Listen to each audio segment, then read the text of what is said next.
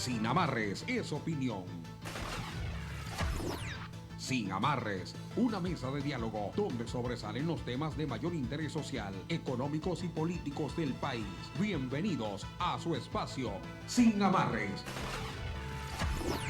Bajo la conducción y dirección del sociólogo Stalin Poveda Granoble. En el aire.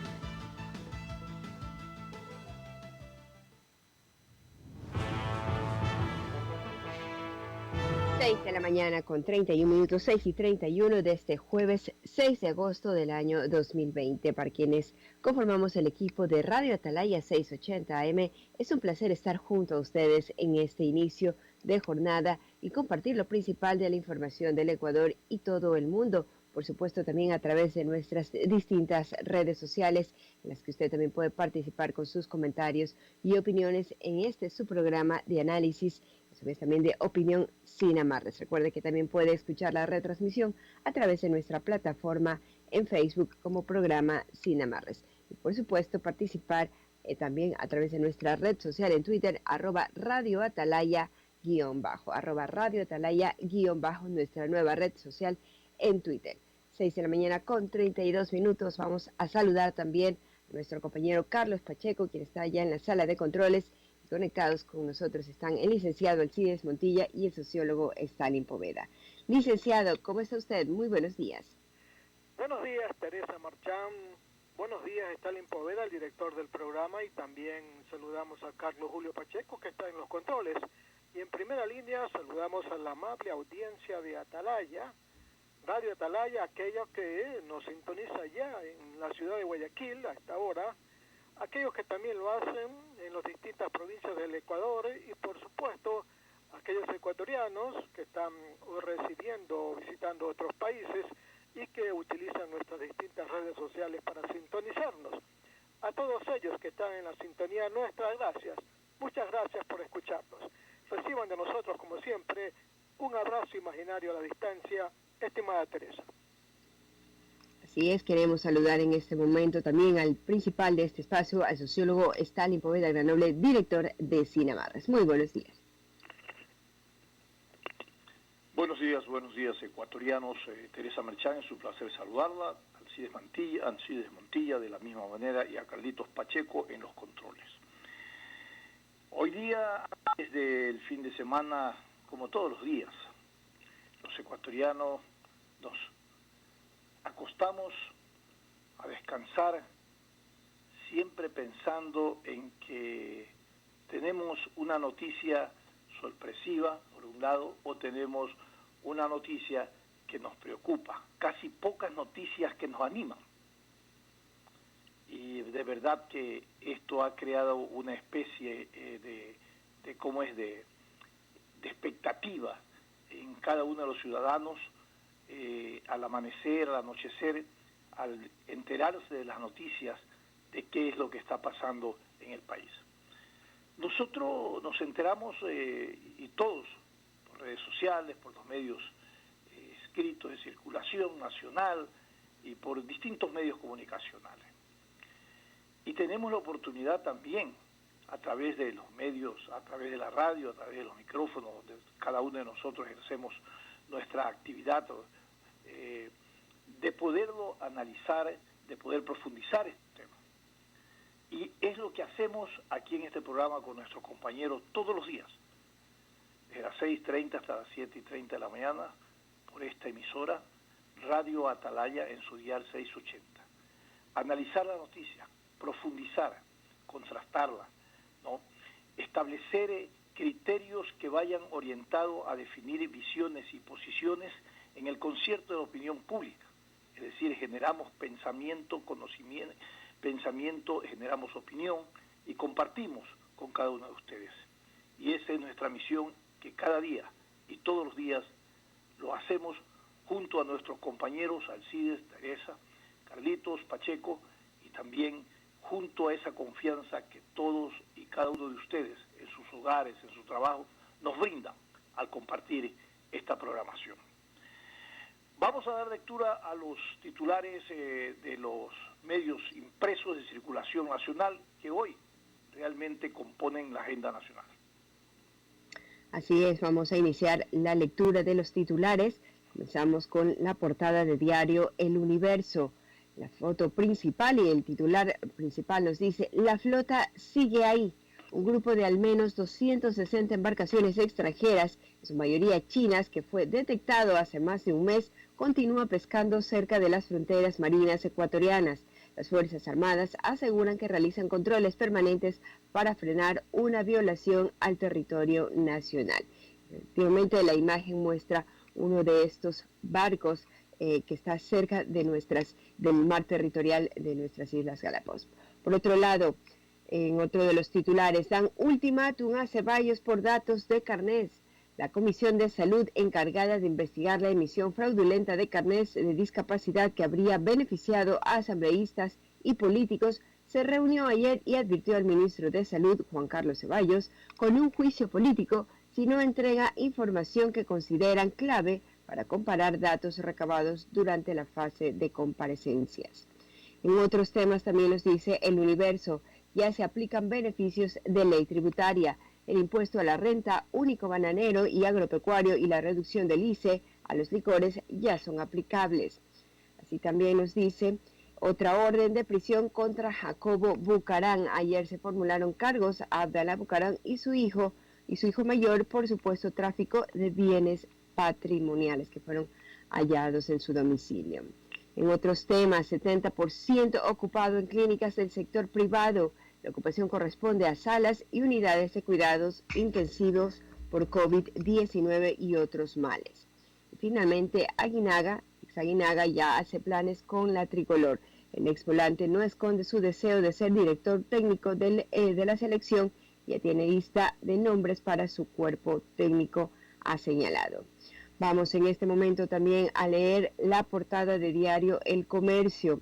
Ecuador, autorizado a revisar los barcos de la flota china, señala.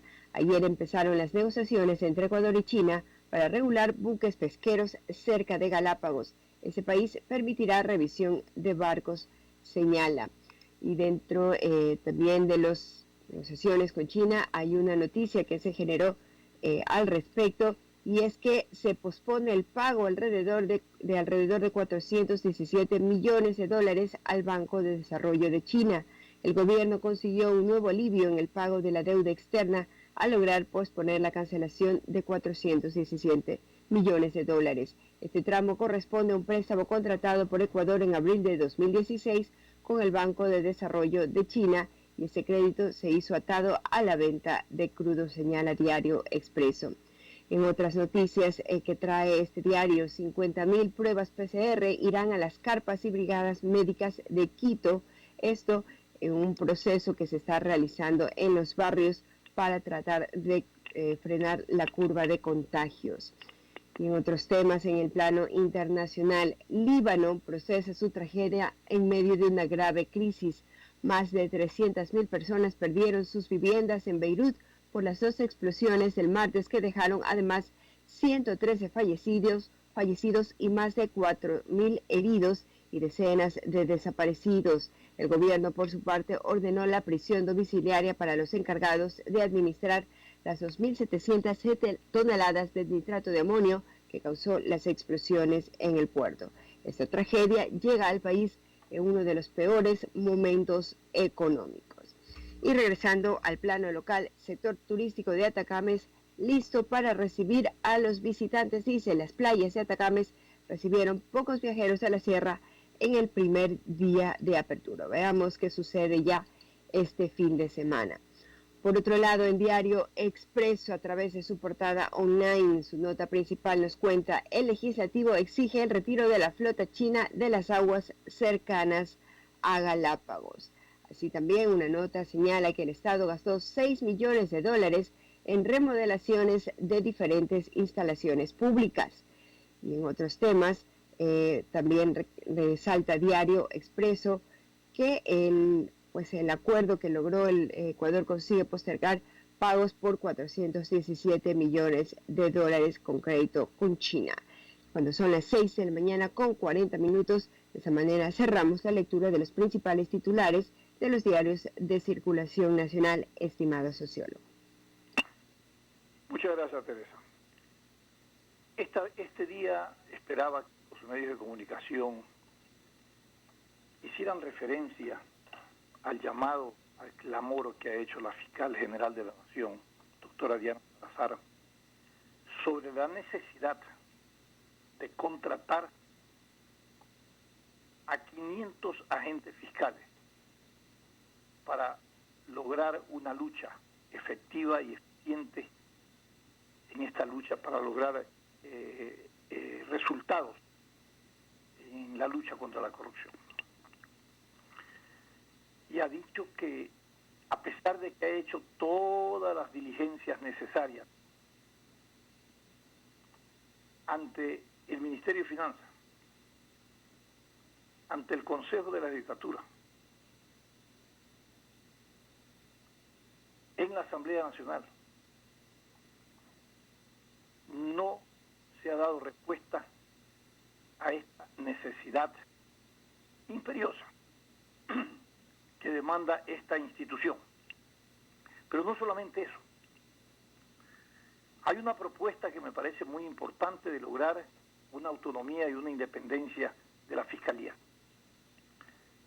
Autonomía de gestión administrativa, fundamentalmente, porque hoy muchas de sus responsabilidades están atadas al organismo de control que es, no sé si es organismo de control, realmente tengo que ver bien el objetivo, el Consejo de la Judicatura. Y eso de alguna manera conspira significativamente a que todo este proceso de investigación que tiene que ver con sancionar a los corruptos que han malversado los fondos públicos, que han constituido un sinnúmero de mecanismos para afectar los intereses públicos, que han traficado con la vida, la medicina, realmente ponerse a expresar el menú de actos de corrupción a todos los niveles de la vida institucional del país, realmente avergüenza. Realmente avergüenza. Todas las instituciones de control, las instituciones públicas a nivel de Asamblea Nacional, Consejo de Participación Ciudadana, Contraloría, Consejo de la Judicatura, proponer algunos ejemplos. Todos están en entredicho sobre sobre su autoridad y sobre sus roles que han sido cuestionados. Y en esa propuesta que ha hecho Diana Salazar, que habla de independencia, yo quiero recordarles que antes la Fiscalía pertenecía a la Procuraduría General del Estado, estaba íntimamente unida. En esa época se creó la ley para separarla y se separó y salió con esa independencia. Vino el gobierno del expresidente Rafael Correa, estaban algunos de los cuadros políticos de ese partido a nivel de las Cortes, estaban representándolo. Armaron toda esta estructura de control a la justicia. Fíjate cómo es esto. Y crearon el Consejo de la Judicatura. Y esto se creó, según ellos, justificaban, para alejar a la justicia de la política. Porque se le atribuía a la estructura anterior que había un manoseo interno dentro de la política en la estructura de la justicia. Pero esto concentró poderes y resulta que le metieron la mano a la justicia deliberadamente en ese gobierno. Entonces no se solucionó nada, se agudizó mucho más. Y de ahí vino la persecución a actores políticos, activistas sociales, periodistas, y en fin, todo lo que nosotros conocemos de el Consejo de la Judicatura en esa etapa. Sociólogo, ya está con nosotros nuestro primer invitado. Hoy voy a terminar. Hoy por hoy tenemos que reivindicar esa necesidad de lograr una justicia con independencia, para poder realmente, y dotar de presupuesto, de infraestructura, de recursos humanos, para que realmente podamos pensar que estamos en una línea, no, con todas las herramientas en la lucha contra la corrupción y tener resultados que son aquellos que demanda la sociedad, que demandan los ciudadanos, no castigo y no olvido y no impunidad a nivel de la justicia frente a todos los actos de corrupción que son de dominio público. 3. 6 de la mañana con 46 minutos. En este momento damos la bienvenida a nuestro primer invitado del día de hoy, el asambleísta Patricio Donoso, con quien continuaremos dialogando sobre estos temas, estimado sociólogo. Asambleísta, es un placer saludarlo. Stalin Poveda le saluda y también me acompaña Castilla y Merchan. Lo primero que le quiero preguntar es por su salud frente a la situación, alarmante situación en la ciudad respecto al rebrote del COVID-19. ¿Cómo está usted, asambleísta? Buenos días. Muy buenos días, Stalin. Cosa igual, Alcides, muy buenos días. Gracias por la entrevista. Hablar con ustedes y a través de Atalaya es un verdadero lujo, pues estoy dirigiendo al país entero. Respondiendo a su inquietud, y muchas gracias por su generosa pregunta, yo bien de salud, Dios mediante, y mi familia nadie ha contraído el virus, por suerte Dios ha sido bueno, pero la situación en Quito es muy complicada, ya no existen camas para los nuevos contagiados, la situación está tan difícil como en efecto en abril estuvo para Guayaquil. Esperemos que podamos vencer, y con la ayuda de Dios, por supuesto, esta gravísima situación. Muchas gracias, Vitán. Perfecto, Patricio. Vamos a revisar la agenda de la Asamblea Nacional y voy a empezar por una última resolución que han emitido respecto a China. Han condenado la flota china, entre otras cosas, piden también el retiro y también condenan la tardía participación o intervención del gobierno a través de la diplomacia. ¿Cuál es el alcance de esta resolución? La ventaja de esta resolución, Stalin, es que fue tomada por unanimidad. Esto quiere decir que todos los bloques legislativos, todas las bancadas, estamos absolutamente unidos en favor de la territorialidad ecuatoriana y el respeto, por supuesto, que merece el país. Nuestras fronteras patrias eventualmente están siendo violadas por una flota enorme, desde China, y la decisión que adoptamos hace 2 días fue unánime. Eso le da fuerza al país como tal y a la acción que debe asumir, por supuesto, el gobierno, que es quien administra el Estado, por un lado, y además, de acuerdo a la Constitución, es el gobierno el que tiene la responsabilidad absoluta en el manejo de las relaciones internacionales. Por lo tanto, esa relación con China tiene que ser manejada con decisión, con valentía, con la fuerza que nos da la razón, porque no hay derecho que estén depredando nuestros mares. Y algunos legisladores son expertos conocedores de este tema, fueron quienes intervinieron en la pasada sesión de la Asamblea, y por supuesto ahora tiene que Cancillería hacer su labor. Por supuesto, la Convemar es un convenio donde estamos los ecuatorianos junto con, me parece, 137 países. Esta tiene que ser el arma jurídica, diplomática, para luchar por nuestro mar territorial. Han planteado en esta resolución, que me parece importante, que se tome en cuenta una posición regional alrededor de esta zona de exclusión económica. Están otros países. Esto me parece muy interesante en el marco de la integración, y han un poco solicitado al Congreso Latinoamericano, a la Asamblea Latinoamericana, Congreso como se llame, que también elabore posiblemente una propuesta para incluir todos estos intereses, pero hacerlo en esa línea regional para que tenga más peso en términos de resoluciones. Así es, esta lectura es la correcta, es parte de la resolución que adoptamos anteayer, el trabajar con los países de la región, con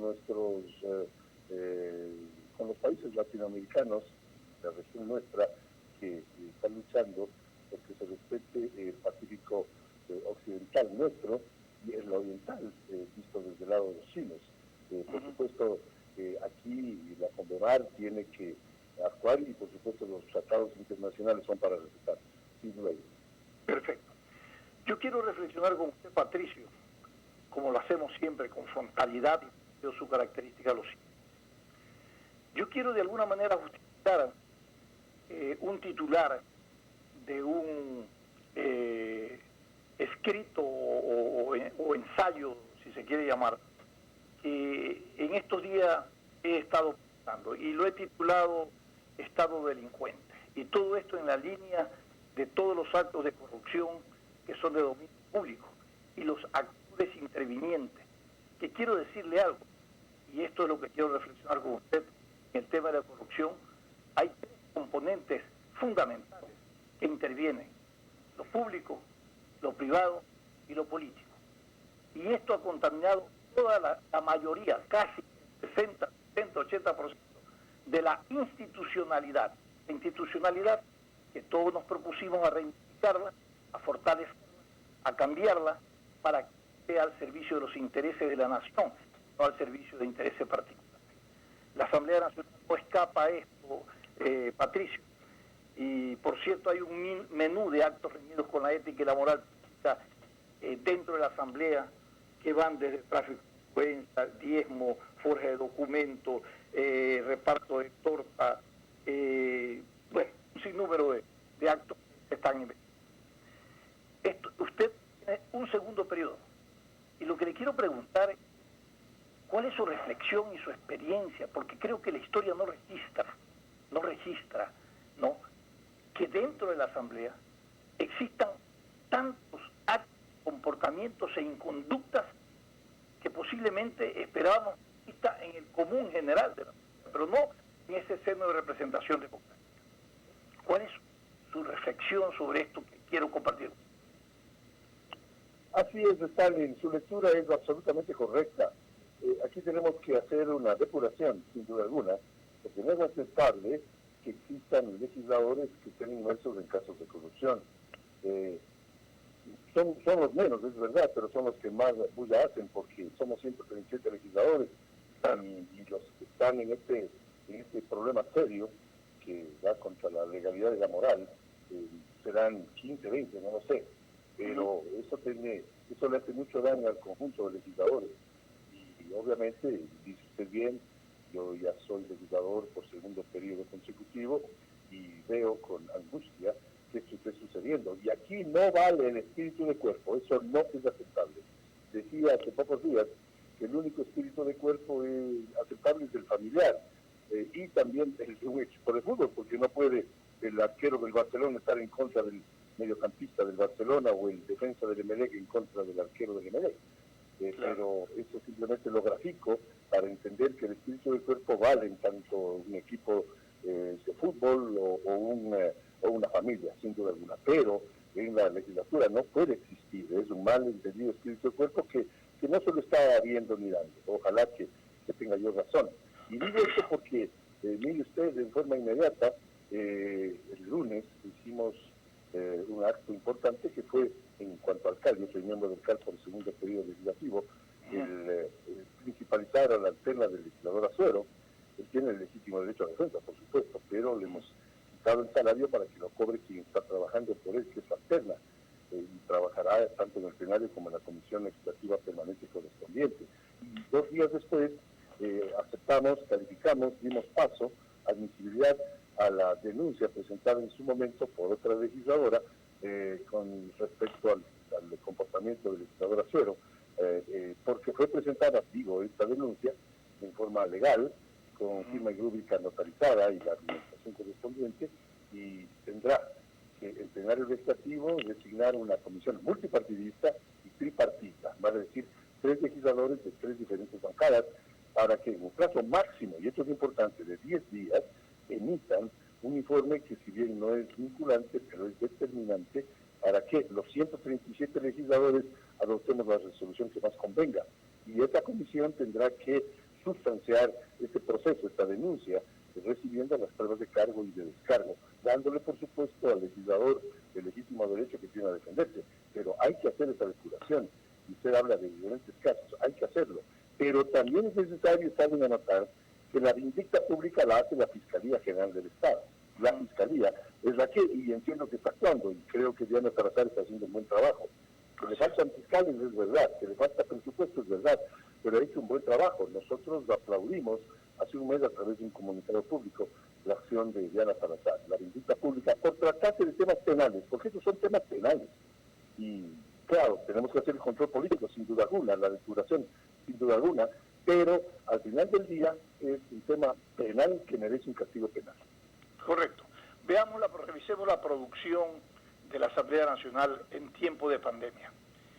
Las reuniones se han realizado virtualmente y valdría la pena un poco conocer de primera mano, usted como vicepresidente de la Asamblea Nacional, cuáles son las leyes que se han aprobado, qué tratamiento tienen unas, otras. Por ejemplo, quiero referirme, por ejemplo, a una ley que es muy importante, que está durmiendo el sueño de los justos, y que tiene que ver con la lucha contra la corrupción, que está en la Asamblea Nacional. Esa ley tiene que ver con el predominio sobre los bienes materiales que se retiran, por ejemplo, narcos. Tiene un nombre específico que no me acuerdo ahora. Extinción de dominio. Perfecto, esta es la ley, ¿no? Y también mirar un poco otra que es muy importante, que tiene que estar vinculado a toda esta crisis de la pandemia para la reactivación productiva, para el tema laboral, que son las reformas que tienen que hacerse al Código Laboral. Empecemos por esto, no sé si esto está tratándose ahora dentro de la Asamblea Nacional. Así es, luego le diré cuáles han sido un par de leyes importantes que se han aprobado en esta época de pandemia, una de ellas de mi autoría, ya voy a hacer referencia a la misma. Las leyes que son claves en los meses que restan a este periodo legislativo son, en mi opinión, tres. Una, la que usted hace mención, la ley de extinción de dominio tiene que tratarse, y esta tarde vamos a tratar en el plenario legislativo precisamente este tema, está en el primer punto del orden del día. Yo apoyé una ley similar presentada por una legisladora de otra bancada, y lo hago con todo gusto, porque hay que lograr que no solamente estén presos los pillos, estén presos los ladrones, sino que devuelvan lo que se robaron, así de simple. Esa ley de extinción de dominio es clave, una. Dos, la ley de la reforma del Código Laboral, es clave reformar el Código Laboral, porque hay más de 5 millones de ecuatorianos que están desempleados, subempleados, los que finalmente viven en la informalidad. Y hay ciertos actores, dirigentes de los trabajadores, que equivocadamente dicen que queremos precarizar el trabajo cuando decimos que debe debatirse con frontalidad y valentía la posibilidad del trabajo por horas. ¿Por qué no? Yo estudié y trabajé al mismo tiempo, y ese trabajo a medio tiempo le da la posibilidad al joven de adquirir tres cosas: algo de dinero para él y su familia, hasta para que invite a su novia al cine y ayude en casa. Dos, que es más importante aún, dignidad, Stalin, dignidad. Y tres, algo mucho más importante, que es ganar la experiencia que le va a ser requerida años más tarde. Coja usted cualquier periódico antes de la pandemia y verá que se ofrecían puestos de trabajo y decía máximo 30 años de edad, mínimo 10 años de experiencia. ¿Cómo vamos a darle experiencia al joven si no le permitimos que se forme, que se eduque al mismo tiempo que trabaja? Por lo tanto, hay que discutir el trabajo por horas, el trabajo a tiempo parcial. Esa es una reforma que requiere el Código del Trabajo, que data de 1938. 82 años que no se han hecho sino varias reformas muy cosméticas. Colombia y Perú tienen reformas importantes de sus códigos laborales y les está yendo mejor. Esa es la segunda ley de Stalin. Y la tercera, reformas importantes de la Ley Orgánica de la Función Legislativa.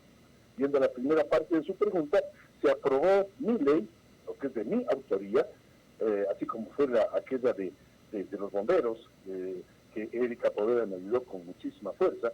Se aprobó la semana pasada y ya se publicó en el registro oficial la ley minera, la reforma a la ley minera, a través de la derogación de dos artículos perversos que establecían que las empresas mineras internacionales, por solo serlas, no tenían que pasar por procesos licitatorios. Y otro artículo que decía las empresas mineras extranjeras, estatales y extranjeras, no deben necesariamente pasar por procesos licitatorios. Stalin, serio caldo de cultivo para la corrupción, porque pueden darse contratos a dedo. Mire usted, Imagínese usted la capacidad discrecional que tiene el ministro de Minas de dar a dedo contratos multimillonarios. No, señor, deben tener igualdad de oportunidades las empresas privadas y las empresas estatales, las empresas extranjeras y las empresas nacionales.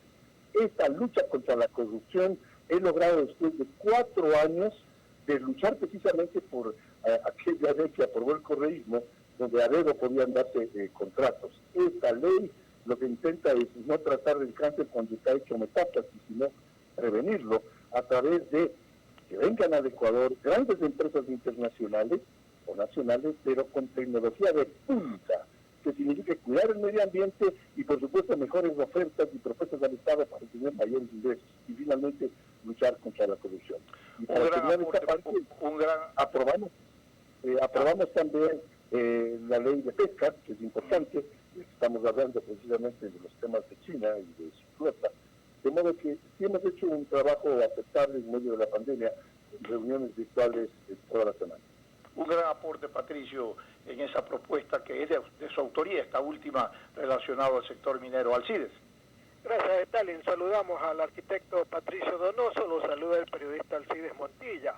Es muy probable, don Patricio, que hoy la Asamblea reestructure la Comisión de Fiscalización, porque mire sus integrantes, quienes eran Daniel Mendoza y Eliseo Azuero, da risa realmente, también porque hay 3 asambleístas que renunciaron, pero esta comisión ha seguido trabajando a través de una subcomisión en el tema de las irregularidades del hospital de Pedernales en Manabí, y ha dado como resultado esta subcomisión algo que me ha dejado absorto, don Patricio.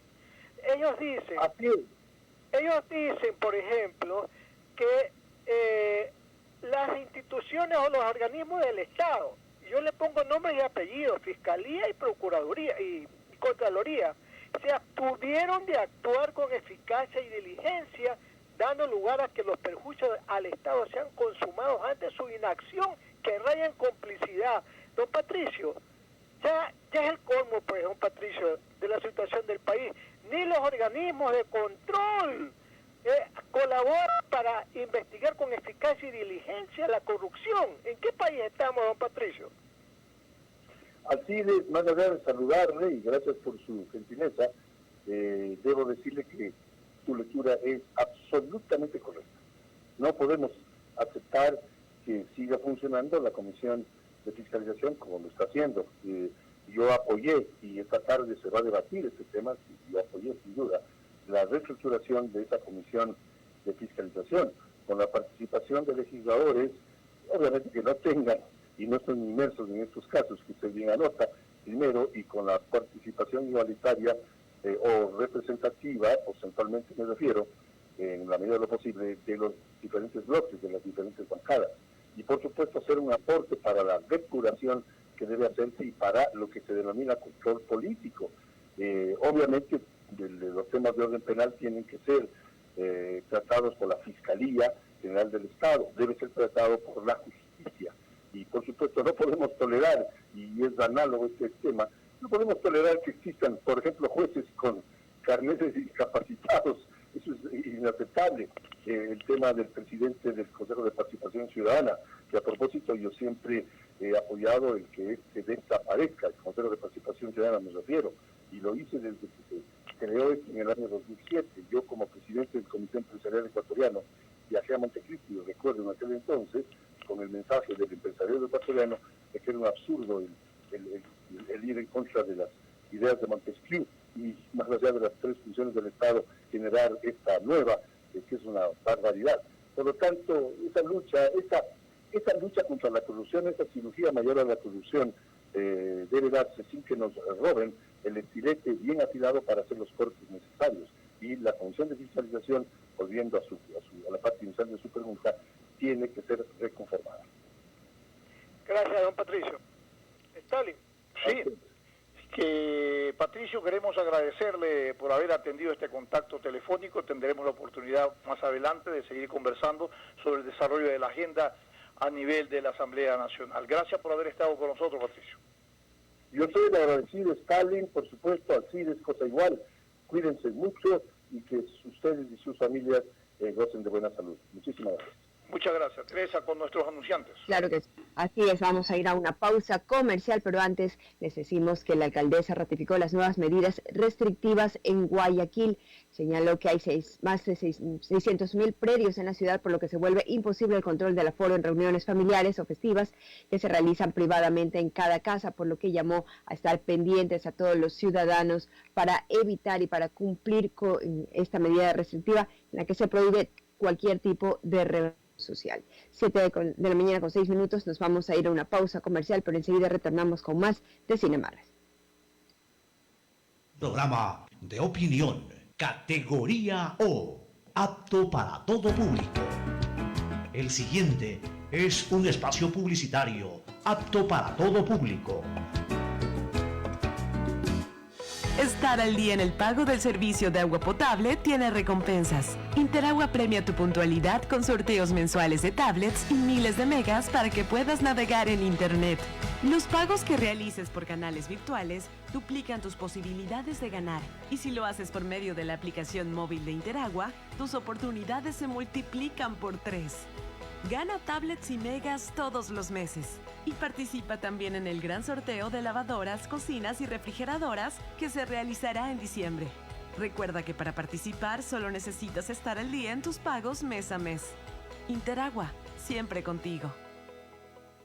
No te confíes, la pandemia aún no termina. Manos, mascarilla, distancia. Conoce las medidas de seguridad y los puntos de atención en caso de contagio en www.guayaquilviva.com. Alcaldía Guayaquil. La Alcaldía de Guayaquil y EMAPAC traen buenas noticias para la reactivación de los sectores más vulnerables de la ciudad. Se subsidiarán las planillas de agua potable correspondientes a marzo y abril a 211,000 usuarios que hayan consumido hasta 15 metros cúbicos de agua potable por mes. Dentro de estos valores se incluyen las tasas de alcantarillado, contribución especial de mejoras y la de recolección de basura. Con esta medida solidaria se beneficiará al 40% de la población. Es decir, más de 1 millón de habitantes de escasos recursos. Este subsidio no solo llegará a los hogares, también serán beneficiados a cerca de 18,000 locales comerciales que tengan consumos de agua potable dentro de este rango. Porque Guayaquil, la alcaldía y EMAPAC no se detienen. Fin del espacio publicitario. Usted está escuchando un programa de opinión. Categoría O, apto para todo público. Sin amarres. Una mesa de diálogo donde sobresalen los temas de mayor interés social, económicos y políticos del país. Sin amarres, bajo la conducción del sociólogo Stalin Poveda Granobles. En Sin Amarres, le damos la bienvenida al invitado de hoy.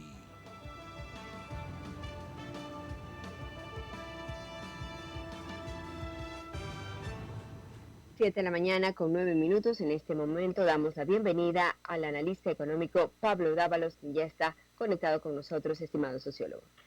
Economista, es un placer saludarlo. Le saluda Stalin Poveda, me acompaña en esta mesa de trabajo el día de hoy Alcides Montilla y también Teresa Merchán. Con usted queremos abordar su lectura sobre la renegociación del gobierno respecto al tramo de la deuda externa que tiene que ver con los bonos. El gobierno del presidente Lenín Moreno, en el concierto de la opinión pública, consideran que se ha notado un porotazo en la renegociación de 17.375 millones de dólares de los bonos que se vencían en estos 2 últimos años. Ha disminuido el monto del capital adeudado, ¿no?, en 15.835 millones. Ha caído la tasa de interés promedio del 9.2% al 5.2%. No se pagará capital en los próximos 5 años y tampoco intereses en los próximos 2 años, salvo sumas simbólicas. Los plazos de vencimiento se extienden hasta el 2040. Entendidos en la materia dicen que esto es un respiro a la deuda y un respiro también al nuevo gobierno que no tendrá que al inicio hacer estos desembolsos. Buenos días y bienvenido. ¿Cuál es su criterio? Muchas gracias por la gentil invitación, Stanley. Un saludo muy cordial a ti y a todo el staff que te acompaña, y también un saludo muy cordial a todas las personas que están escuchando este programa, ¿no? tanto en Guayaquil cuanto en el resto del país y el mundo por las redes sociales. Bueno, lo primero hay que decirle a la ciudadanía que lo que Lenín Moreno, el gobierno de Lenín Moreno ha hecho es renegociar la deuda que él mismo creó. Recordemos que cuando llegó al poder en el año 2017, el Ecuador había emitido bonos por alrededor de 5.000 millones de dólares, ¿no? Y que a partir del 2017, sobre todo 2018 y 2019, esa emisión de bonos se incrementó de 5.000 a cerca de 20.000 millones de dólares. Es decir, es una deuda provocada directamente por el gobierno de Lenín Moreno. Esta es una renegociación de una deuda que ha sido provocada por él. Lo que es extraño es el hecho de que Lenín Moreno emitió papeles a muy corto plazo en realidad, porque todos los papeles que emitió el gobierno de Moreno fueron con un techo máximo del 2030.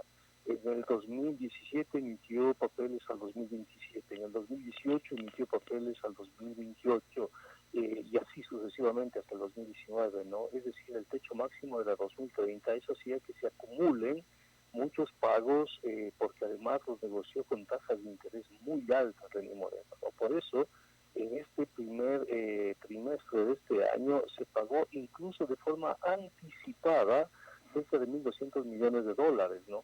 En un contexto en el cual el Fondo Monetario, el Banco Mundial y muchas instituciones recomendaban procesos de renegociación. Entonces, ¿qué es lo que tenemos aquí? Tenemos una situación en la que hay un contexto internacional en el cual las instituciones financieras como el FMI recomendaron esto, que se renegocie la deuda. Y finalmente el gobierno, cuando tuvo que acercarse a pagar, sobre todo en agosto, 811 millones y no tenía disponibilidades de caja, entonces tuvo que simplemente llegar y contratar a la misma empresa que hizo la renegociación en el gobierno de Rafael Correa. A la misma empresa, se llama Las Alfer. Esta empresa es la que hace este proceso de renegociación. ¿Y qué hace en este proceso de renegociación? Cambia los bonos que terminaban en 2030, los cambia por otros bonos que terminan en el 2035 y en el 2040. ¿Y cómo opera la renegociación? A diferencia de Argentina que tomó el valor de mercado de los bonos, aquí en Ecuador se tomó el valor nominal de los bonos.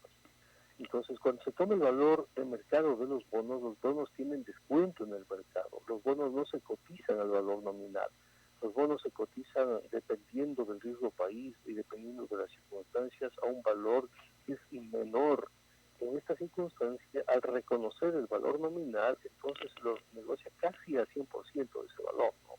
Eso significa que para los tenedores de bonos de la deuda, reconocerles papeles muy devaluados, papeles muy gastados, por así decirlo, a un valor superior al que tenían en el mercado, los tenedores iban a aceptar eso, pues, ¿no? Iban a aceptar porque significa una ganancia para ellos. Y si nosotros sumamos cuánto tiene que pagar el país en el año 2040 por estos 17.000 millones de dólares en bonos, tenemos que el país tendrá que pagar en el 2040 27.000 millones de dólares, ¿no? Así es. Entonces, por una parte, sí, el país necesitaba una renegociación, era un clamor unánime, incluso a nivel internacional, pero por otra parte, había que hacerlo bien, pues. Había que hacerlo de manera consistente para no cargar una deuda muy onerosa al pueblo que finalmente es quien la va a pagar, ¿no? Y es muy fuerte la deuda que ha contratado Moreno. Perfecto, economista. Los próximos gobiernos una deuda muy, muy grande, ¿no? Perfecto. Muchos se preguntan si se podía lograr más en esta renegociación. Ya usted lo ha explicado, que desde su punto de vista, y antes lo venía diciendo, que hasta pidió renuncia al ministro Richard Martínez, que todavía está en funciones, que el gobierno le ha dado un espaldarazo por esta negociación. Pero yo quiero un poco convenir con usted en lo siguiente, un poco para la memoria histórica. En el gobierno del expresidente Rafael Correa, ¿no? Se declaró un tramo de la deuda externa inmoral, impagable y socialmente injusto. Y muchos en esa época decían que eso nos llevó a un default, el no pago, pero que no era necesario hacerlo porque en ese momento había ingresos petroleros, buenos precios a nivel petrolero, y había de alguna manera un crecimiento y una estabilidad en el orden económico.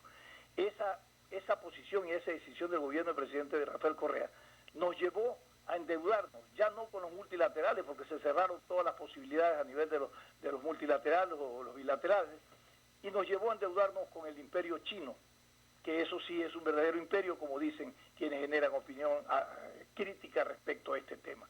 Y lo que ocurrió es que nos endeudamos más y más, hipotecando el petróleo y con tasas de intereses de usurerismo internacional. Y entonces, como que el remedio, hay un dicho que dice que como que el remedio es más fuerte que la enfermedad, algo así. O sea, no fue la solución. ¿Qué pasó? ¿Era esta una medida? Si nos declarábamos en default, ¿qué pasaba también en el país? Bueno, la renegociación de la deuda que el Ecuador hizo en el año 2009 fue una renegociación muy ventajosa, vista en perspectiva, ¿no? Claro, el Ecuador logró reducir de forma importante la deuda, pero creo que tenemos que analizar bien el mapa de la deuda. ¿Cómo está ahora la deuda externa hoy, en este momento, no?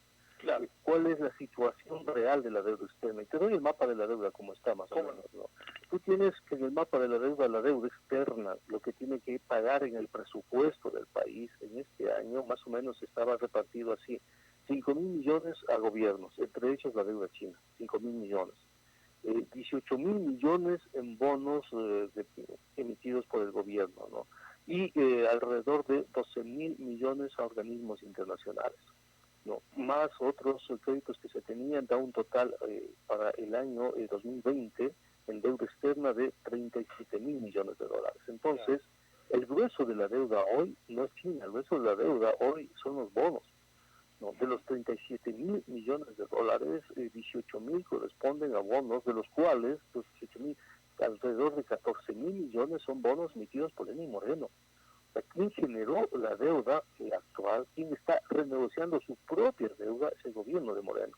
Ahora, lo que es curioso es el hecho de que la Constitución, en el numeral 3 del artículo 290, le dice que el Estado solo puede endeudarse para la construcción de infraestructura pública, para inversión pública.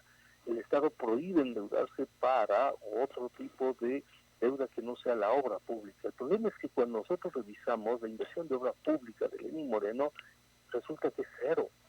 Lenín Moreno no ha construido una aula rural, no ha construido un subcentro de salud, no ha construido absolutamente nada. No ha habido inversión. Entonces la pregunta es, ¿dónde están esos 14.000 millones de dólares que Lenín Moreno se endeudó?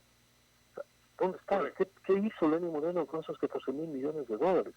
¿En dónde los ubicó? ¿Dónde los gastó? ¿Por qué no construyó absolutamente nada, no? Porque la Constitución es absolutamente clara en eso. Entonces, más allá de todo lo que se ha dicho de los chinos, la deuda con los chinos representa, con respecto a los 37.000 millones, una fracción. La mitad de esa deuda, de esos 37.000 millones, son los bonos emitidos por Lenín Moreno. Y eso es lo que hemos renegociado ahora. Está clarísimo, economista. Nada más. Economista. Hay una cuestión que me parece grave y es el hecho de capitalizar intereses. O sea, la ley prohíbe, la Constitución prohíbe la capitalización de intereses. No solo que Lenín Moreno renegoció el valor nominal de los bonos, sino que capitalizó los intereses, ¿no? Y eso se llama anatocismo. Yo creo que el futuro político de Lenín Moreno está acabado, pero sobre todo del ministro Martínez, el futuro legal, el futuro jurídico es muy complicado, porque una comisión que analice la deuda, como se hizo en el caso de Correa, la Comisión de Auditoría de la Deuda, va a determinar responsabilidades civiles, administrativas e incluso penales porque no hicieron bien las cosas, ¿no? La ley prohíbe específicamente, y la Constitución también lo prohíbe, que el anatocismo, pues es un delito, ¿no? Haber convertido intereses en capital es un delito y algún rato tendrá que responder por ese delito. Perfecto, economista. Ahora, la preocupación es que en medio de toda esta negociación debe haber un acuerdo también con el Fondo Monetario Internacional, porque va a tener que ir al Fondo Monetario Internacional el país para algún programa de ajuste. Y un poco la pregunta es, ¿qué va a pasar? ¿Cuáles van a ser las políticas de ajuste que se van a incrementar? Porque dice que para sostener esto que se ha logrado en esta renegociación, necesita, por ejemplo, una reducción real del tamaño del Estado, verificar la calidad del gasto en la inversión pública o la calidad del gasto, y algunas reformas a algunas leyes para lograr una estabilidad en el orden presupuestario. Y junto a esto, también se preguntan los ciudadanos, porque recojo esta pregunta, y más adelante cuando nos toque pagar, ¿de dónde vamos a sacar el dinero? Si los ingresos a nivel presupuestario son dos, el ingreso petrolero y el ingreso tributario. No hay otros ingresos que diga que a futuro vamos a tener el dinero para pagar estos compromisos. ¿Qué va a pasar? Tienes absolutamente toda la razón, y creo que has dado en el clavo, porque hay un documento que relata el acuerdo que el gobierno ha llegado con los tenedores de bonos de la deuda. Yo he puesto en mi cuenta de Twitter algunos extractos de este documento, ¿no?, para que la gente sepa. Está redactado en inglés, pero lo que acabas de decir es absolutamente cierto. Los tenedores de la deuda han votado a favor de la renegociación porque el gobierno les ofreció un acuerdo de facilidad ampliada con el Fondo Monetario Internacional. Es absolutamente real. Y no solo eso, sino que en ese acuerdo, sobre todo que está en la página 45, si no me equivoco, el gobierno les ofreció a los tenedores de la deuda una reducción adicional en el presupuesto nacional de $4.000 millones en gasto público. Es decir, de aquí a fines de año habrán más despidos en el sector público, habrán retrasos de pagos de salarios en el sector público, habrá una desinversión como nunca antes hemos visto, ¿no? Una desarticulación y desinstitucionalización impresionante. O sea, Lenín Moreno va a entregar al próximo gobierno un Estado prácticamente destruido, un Estado totalmente fallido, ¿no? Sobre eso, Lenín Moreno va a presentar el acuerdo con el Fondo Monetario, y el Fondo Monetario viene para llevar adelante las leyes, sobre todo en el ámbito laboral y en el ámbito monetario. El Fondo Monetario va a proponer cambios en las leyes monetarias, va a proponer cambios en el Código Monetario y Financiero, y esos cambios nos van a llevar a una situación como 1999, es decir, sobre la crisis sanitaria, sobre la profunda recesión económica que estamos viviendo, sobre el desempleo y la falta de ingresos. El Fondo Monetario se va a concentrar en la dolarización, es decir, a desmantelar lo poco que sostiene la dolarización. Porque ya lo intentó, pues ya lo intentó en la ley de crecimiento económico en 2019 y que fracasó por octubre, ¿no? Y ahora el Fondo Monetario regresa por eso, ¿no? Regresa para quitar los fundamentos de la dolarización. ¿Cómo? A través de la eliminación del coeficiente de liquidez doméstico, a través de la eliminación del impuesto a la salida de divisas, a través del techo a las tasas de interés, ¿no?, que son los pilares que en este momento sostienen la dolarización. Entonces el Fondo Monetario va a quitar esos pilares, va a quitar esos soportes, y el gobierno de Lenín Moreno en esta nueva carta de intención lo va a hacer, pues, ¿no? Entonces es lo que no se dice de esta renegociación, es lo que no se le cuenta al pueblo ecuatoriano, el grave peligro que se cierne sobre todos, porque aparte del ajuste que el gobierno ha hecho, se vienen más ajustes, se vienen más políticas recesivas, esta vez de la mano del Fondo Monetario Internacional. Es absolutamente real lo que tú acabas de señalar. Perfecto. Pablo, Alcides Montilla continúa con esta pregunta. Gracias, Stalin. Saludamos al economista Pablo Dávalos. Algunas versiones que usted está dando y de las que yo también he escuchado de otros analistas han surgido, entiendo yo, de la filtración de un memorándum reservado que el gobierno tenía o había preparado para ser enviado a los tenedores de bonos, entiendo, don Pablo, pero esa no es la pregunta que le quiero hacer porque no me alcanza mucho el tiempo, sino en el plano político. No sé si usted todavía siga de asesor del sector indígena, ellos ya aparentemente ya tienen un candidato, aunque hay por ahí algunas contradicciones. Don Yacu Pérez, don Yacu ha dicho que en lo que tiene que ver con alianzas, etcétera, con los correístas no quiere saber nada, y esto hago colación porque usted también ha hecho un cuestionamiento, ¿verdad?, a los correístas, en el sentido de que ellos, lamentablemente, según usted dice, su fanatismo y su racismo impidieron acercamientos y consensos que el país se exigía, y ojalá no sea demasiado tarde. Finalmente no va a haber acercamientos entre correístas y el sector de la dirigencia indígena, don Pablo. Bueno, con respecto al documento, sí, yo tengo ese memorándum, entonces si lo requieres te lo puedo enviar a tu correo electrónico, simplemente en mis redes sociales pones tu correo y yo te lo envío ese memorándum, ¿no? Y es terrible lo que Lenín Moreno ha hecho con el país en ese memorándum. Con respecto al movimiento indígena, te comento que el día de hoy, exactamente el día de hoy, hay una reunión de la estructura organizativa de la CONAIE, porque la CONAIE tiene otro candidato que es Leonidas Issa, ¿no? Entonces recuerda que el movimiento indígena es muy complejo, es muy difícil, no es muy fácil de entender. Está de una parte Pachacuti y de otra parte está la CONAIE, que además tiene un entramado muy, muy extenso, amplio, ¿no? El día de hoy se va a reunir la CONAIE, no sé cuál sea su decisión. La CONAIE está apoyando a Leonidas Issa, que es el candidato de la CONAIE, y el 22 de agosto tendremos primarias en el movimiento indígena, y hay al menos un candidato apoyado por la estructura de Pachacuti, que es Yacu Pérez, y hay otro candidato apoyado por la estructura de la CONAIE, que es Leonidas Issa, ¿no? No sé si uno de los dos finalmente resigne, ¿no? A mí lo que me preocupa de la candidatura de Yacu Pérez es que se resigne la plaza fuerte más importante que tiene el movimiento indígena, que es la prefectura de la Azuay. Entonces, eso me parece lamentable realmente, que se renuncie cuando apenas ha transcurrido un año y medio a la prefectura de la Azuay, que es la más importante de todas, para correr en una incierta candidatura presidencial, pues, ¿no? O sea, me parece terrible. Y lo otro, lo que siempre se ha criticado desde el movimiento indígena al denominado correísmo, lo que siempre ha impedido que existan puentes es el extractivismo, ¿no?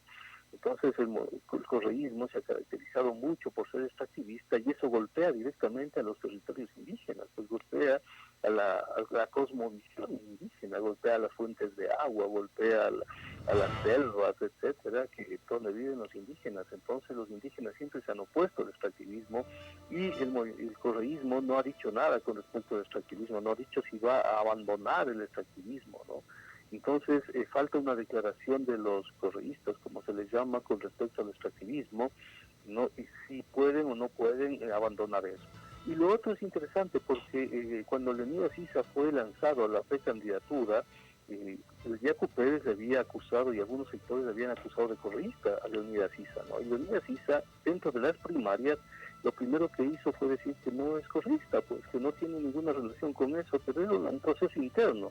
Sobre ese proceso interno, que son primarias, son declaraciones internas hechas al interior del movimiento indígena para las primarias, e inmediatamente se lanzaron el expresidente Correa y otros correístas se lanzaron sobre Leonidas Issa de una forma racista como yo nunca antes he visto, ¿no?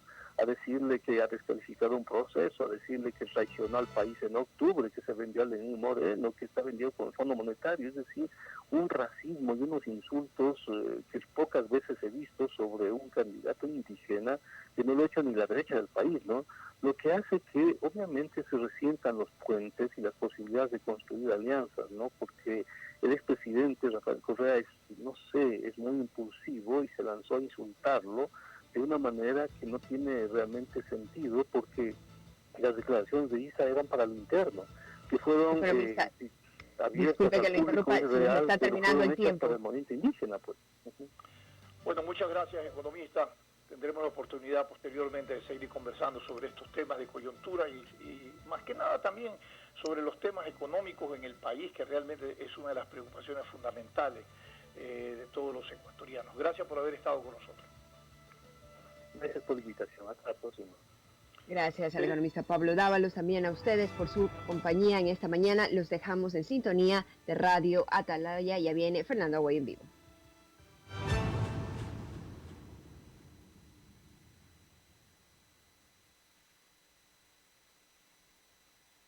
Sin amarres, una mesa de diálogo donde sobresalen los temas de mayor interés social, económicos y políticos del país. Sin amarres, bajo la conducción del sociólogo Stalin Poveda Granobles.